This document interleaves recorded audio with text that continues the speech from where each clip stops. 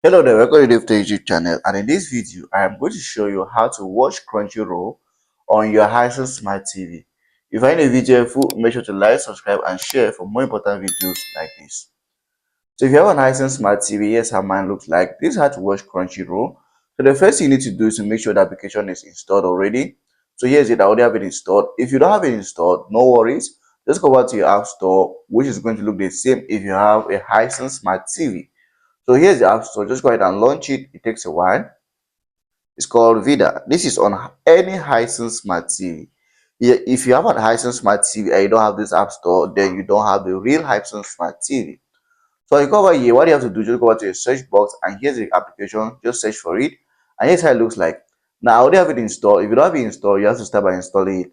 So what I would do, I just go ahead and launch it, and here's how it looks like. Crunchyroll. So here's how to watch content on it. Now, once you go over to it, they're going to ask you to create an account.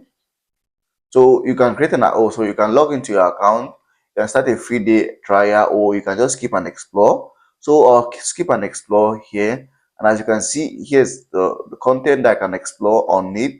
So you see, there's a lot of content, a lot of anime that you can watch. You can just click on start watching, and you're good to go. But eventually, you'll be needed to log into your account because this is not absolutely free. So that's it. If you find the video helpful, make sure to like, subscribe, and share for more important videos like this.